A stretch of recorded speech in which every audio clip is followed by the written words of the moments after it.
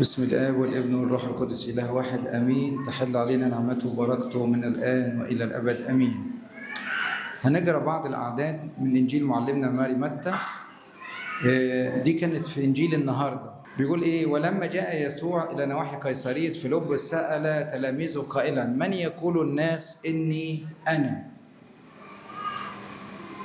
ابن الإنسان؟ فقالوا قوما يوحنا المعمدان، وآخرون إيليا، وآخرون أرميا أو واحد من الأنبياء. قال لهم: وأنتم من تقولون إني أنا؟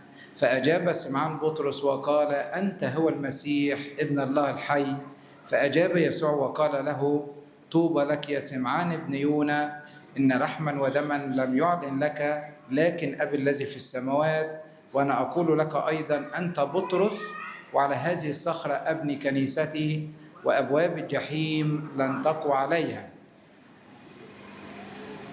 وأعطيك مفاتيح ملكوت السماوات، فكل ما تربطه على الأرض يكون مربوطا في السماوات، وكل ما تحل على الأرض يكون محلولا في السماوات.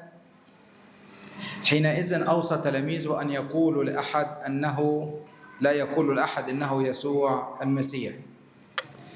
أولا كل سنة وأنتم طيبين. بنعيد اليومين دول بنهضة الشهيد العظيم ماري جرجس الروماني، وده يمكن مفيش بيت يخلو من محبة ماري جرجس. يمكن نلاقي تقريبا تلت الكنايس في مصر على اسم ماري جرجس.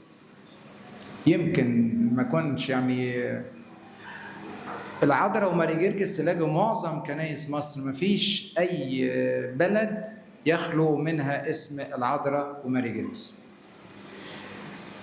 وابتداء من حياة ماري جرجس اللي بذل حياته ونفسه وجبل كل العذابات، 7 سنين جبل انه يتعذب علشان ايه ده كله.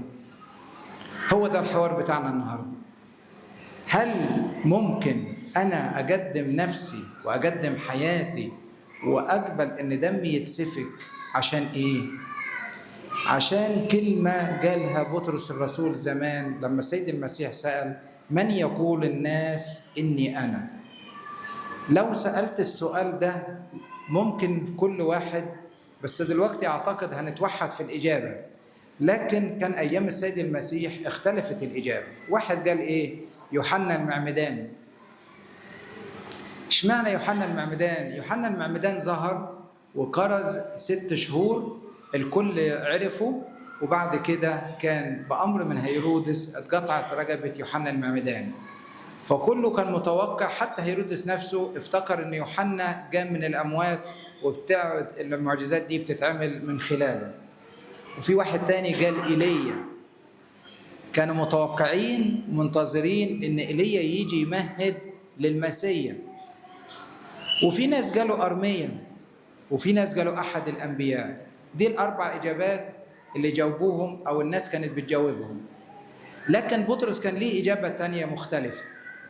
قال له: أنت هو المسيح ابن الله الحي. أنت هو المسيح ابن الله الحي. أنتوا عارفين يعني إيه كلمة المسيح؟ نعم؟ المسيا المنتظر. برافو عليك يا كمال. المسيا المنتظر. مين هو المسيا؟ اللي هو المخلص. كلهم كانوا منتظرين المخلص. وحوارنا النهاردة عن مين هو المخلص وإيه هي صفات المخلص. لما وقع أبونا آدم وأمنا حواء في الخطية، قال لهم: نسل المرأة يسحق رأس الحية. يبقى أول صفة من صفات المخلص إنه هيكون إيه؟ نسل المرأة. نسل المرأة يعني إنسان. يبقى أول صفة هيكون إيه؟ إنسان. ليه إنسان؟ طيب نقدر نتعامل معاه.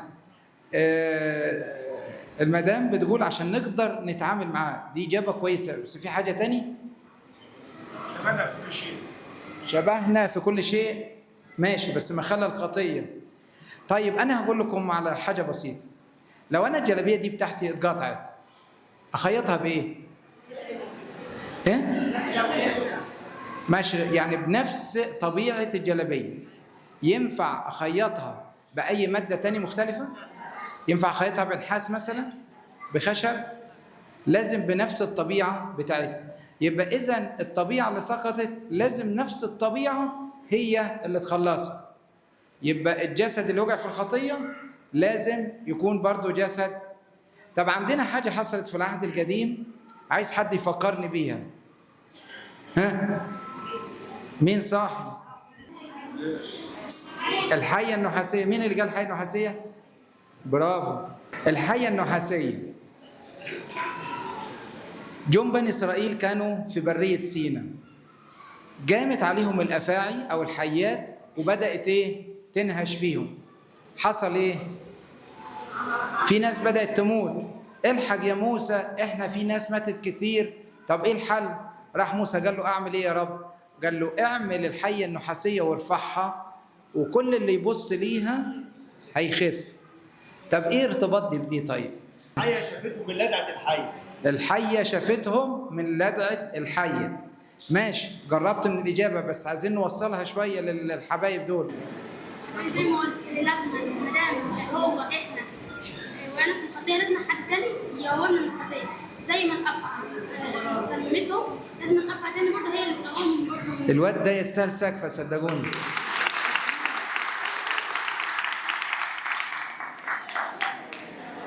زي ما الانسان هو اللي وقع في الخطيه كان لازم برضه طبيعه الانسان هي اللي تخلص. وزي ما الافعى هي اللي جرست او هي اللي لدغت كان لازم برضه شكل الافعى هو اللي يخلص. فالحيه النحاسيه دي ما هي الا صوره الطبيعه اللي هي كانت سبب في ايه؟ في الشر. صوره الحيه هي اللي لدغت ايه؟ الانسان او لدغت الانسان، وبسببها كان الاذيه، ومن خلالها برضه هيكون الخلاص. زي ما قال الفلوباتير العسل ده ان نفس الطبيعه هي اللي تخلص. يبقى دي كان من ضمن اول صفه من صفات المخلص، لازم يكون ايه؟ انسان. عرفنا ليه انسان؟ لان اللي غلط هو برضه من خلاله هيكون الخلاص. طب ايه تاني؟ بلا خطيه. طب بيقول ان صفات المخلص لازم تكون بلا خطيه. في انسان بلا خطيه؟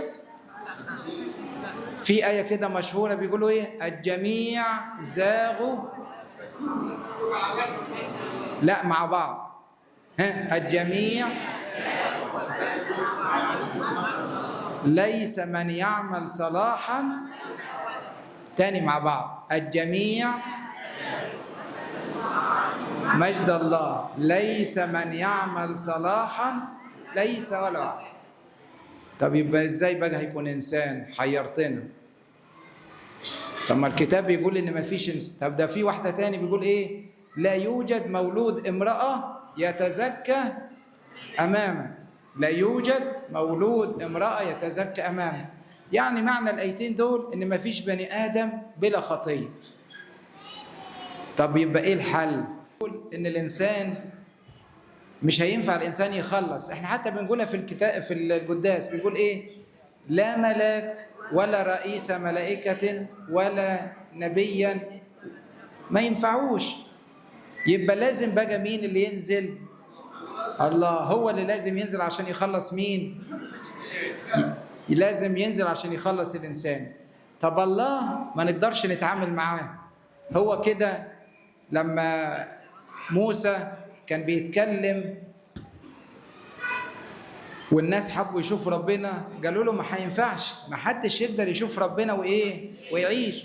وموسى نفسه لما قال له انا عايز اشوف وشك قال له مش هتقدر يا موسى لان ما حدش يقدر يشوفني ويعيش. ويقول لك خبى موسى ورا الصخره وماشى كده دار عليه بايده عشان موسى ما يقدرش يشوف المجد الالهي ده كله ويقدر يعيش. طب يعمل ايه ربنا؟ فكان لابد بقى يحصل عملية التجسد.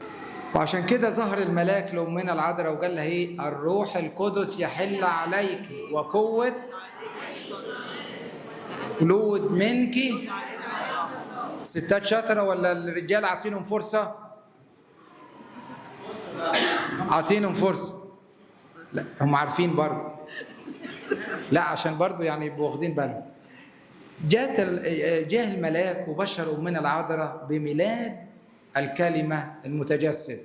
هنا كان الحل الوسط، ان الله يتجسد ويتولد من امنا العذراء عشان يقدر يحل لنا الاشكاليه دي. لان لحد انبياء العهد القديم كانوا فاكرين ان المسيح ده هيكون ملك عادي زي داود كده، هيخش ويخلصهم من حكم الرومان، وكانوا عمالين يحطوا لها كذا حسبه كده لحد ما افتكروا ان يوشيا هو اللي كان بيتكلم عنه. لكن طلعت الحسبه بتاعتهم دي ما كانش كده خالص. الله نازل ليس له ملك على الارض، ولكن لا نازل يخلص بني البشر. هكذا احب الله العالم، فكان نازل عشان البشر كلها، عشان العالم كله، وكل اللي جبل الكلمه واعترف به خد الخلاص. يبقى صفات المخلص اول حاجه لازم يكون ايه؟ انسان. الرنات الثانيه بلا خطيه. طب مين هو اللي بلا خطيه؟ فيش غير الله هو اللي بلا خطيه. جالها ولا ما جالهاش؟ طيب قال ايه؟ من منكم يبكتني على. في حد جالها تاني؟ حد يتذكر في الكتاب المقدس ان في واحد بلا خطيه؟ مفيش خالص، مفيش. لان الكتاب قال مولود المرأة لا يتزكى امامك. ده المولود ده ممكن يكون عمره يوم، عمره يومين، ومع ذلك لا يتزكى امام الله. فكان بالاولى الانسان الكبير. يبقى مفيش حد بلا خطيه الا الله وحده. يبقى تاني صفه من صفات المخلص انه بلا خطيه. طب ايه صفات المخلص تاني؟ غير محدود. طب مين يعني ايه غير محدود بقى؟ طب ازاي يكون انسان وازاي يكون غير محدود؟ هو الله الظاهر في الجسد. اذا مفيش حد غير محدود غير ايه؟ يبقى دي اجابه ضمنيه على لاهوت السيد المسيح، انه لازم يكون غير محدود. طب فين السيد المسيح؟ هل كان في مواقف في الكتاب المقدس بتقول انه هو غير محدود؟ غير محدود يعني ملهوش بدايه، ملهوش نهايه، موجود في كل مكان. الحته دي بتدي عدم المحدوديه. ها؟ قبل ان يكون ابراهيم انا. قالوا له انت لسه ما كمليكش 50 سنه بعد، يبقى ازاي كنت قبل ابونا ابراهيم؟ انت بتبالغ فيها شويه. قال له في حته، قال ابوكم ابراهيم راى تهلل وفرح. امتى شاف ابونا ابراهيم وتهلل وفرح؟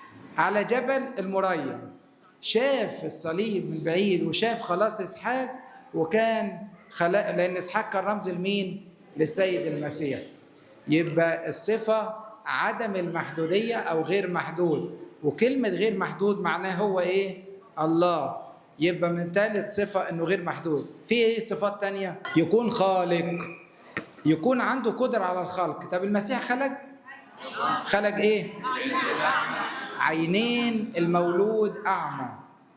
دي كانت برضو من ضمن المعجزات القويه اللي كانت تدل على ان السيد المسيح كان خالق. ومن ضمن الحاجات اللي حصلت في معجزه المولود اعمى، بيقولوا ان هو ما كانش عنده مقلتين العينتين دولت ما كانوش موجودين. فراح ربنا تفل في الارض صنع طين، حطهم على المولود اعمى وخلق له عينين جديده، وقال له روح اغتسل في بركه سلوام. فيقول لك فابصر جليا، يعني شاف الصوره واضحه. الناس اختلفوا في الحته دي، قال لك مين هو ده؟ حتى لدرجه ان ابواه خافوا ان هم يقولوا مين. فراحوا سالوهم هو ده ابنكم؟ قالوا هو ابننا، احنا عارفين، بس فتح ازاي احنا ما نعرفش. يقول لك لانهما خافا انه يطرد خارج المجد. غافر الخطايا، فيش انسان يقدر يغفر الخطايا. حتى برضو احنا في سر الكهنوت مش ابونا اللي بيغفر، ابونا بيدي الحل، لكن الله هو اللي بيغفر. انا لما بروح اعترف على يد الاب الكاهن، هو بيطلب من الله الغفران من اجل المعترف. ابونا لما بيقول الله يحلك ما بيقولش انا بديك، لا، الله يحلك. يبقى الله هو اللي بيدي الحل وبيدي الغفران، يبقى غافر الخطايا. من صفات المخلص انه يكون غافر ايه؟ طب امتى السيد المسيح غفر الخطايا؟ المفلوج لما نزل قال له ايه؟ مغفورة لك خطاياك. فقعدوا الناس يقولوا ايه؟ مين اللي يقدر يغفر الخطايا على الارض؟ لان ده تفكير سليم فعلا، محدش يقدر يغفر الخطايا. لكن السيد المسيح عايز يقول لهم انا مين؟ انا الله، اعرفوني بقى، انا الله. بس هم مش قادرين، مش متقبلين، الموضوع صعب عليهم. فعشان كده قال لهم طب هو الاسهل ان اقول له مغفور لك خطاياك ام قم واحمل سريرك وامشي؟ وقام وحمل سريره ومشى. وفي مواضع كتيرة تدل على أن الله هو غافر الخطايا، قادر على كل شيء. قادر على إيه؟ كل شيء. محدش يقدر على كل شيء إلا الله وحده. هو اللي يقدر يخلق، وهو اللي يقدر إيه؟ يقيم الموتى. أقام كام واحد السيد المسيح؟ أول واحدة أقامها مين؟ ابنة. وتاني واحد ابن أرملة. الأخير عازر. ابنة ييروس كانت على فراش الموت. ابن أرملة نايين في الطريق إلى إيه؟ قبر. العازر كان اتدفن أديله 4 أيام.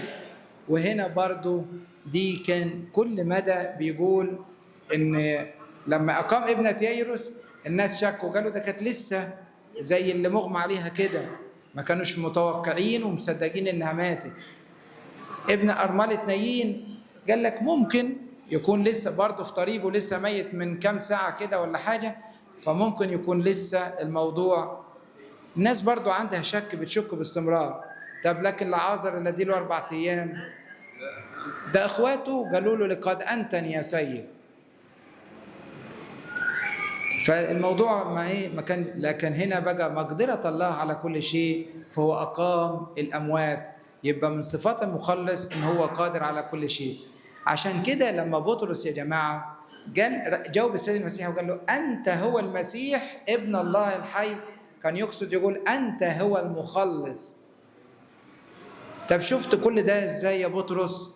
مش عارف إذا كان بطرس شاف ولا ما شافش، لكن السيد المسيح جاوب لنا على السؤال ده وقال إن لحما ودما لم يعلن لك ذلك، ولكن أبي الذي في السماوات هو اللي أعلن ليك كده يا بطرس.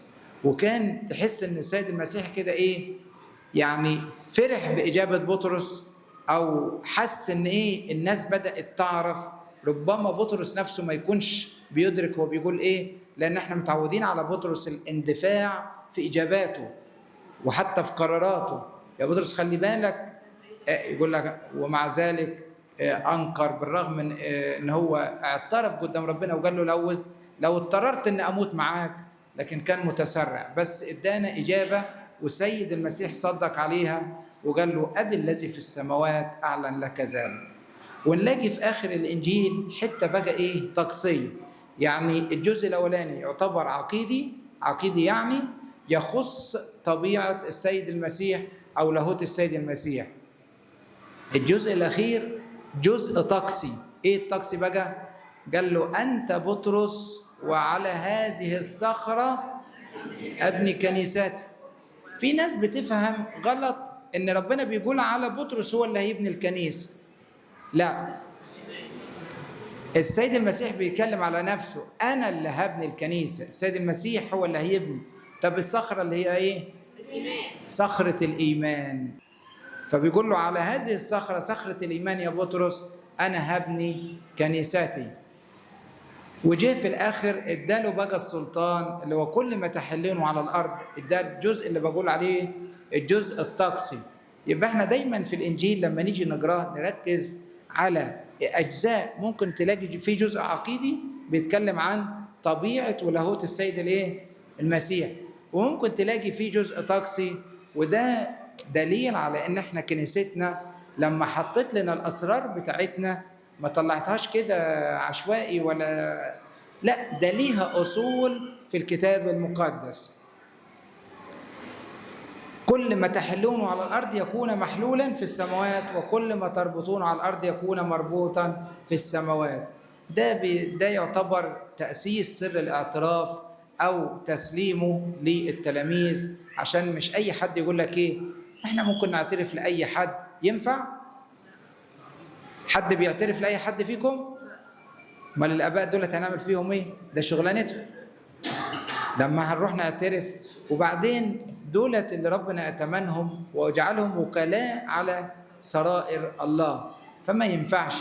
والسر ده على فكرة مش وليد العهد الجديد يا جماعة، كان موجود في العهد القديم برضه.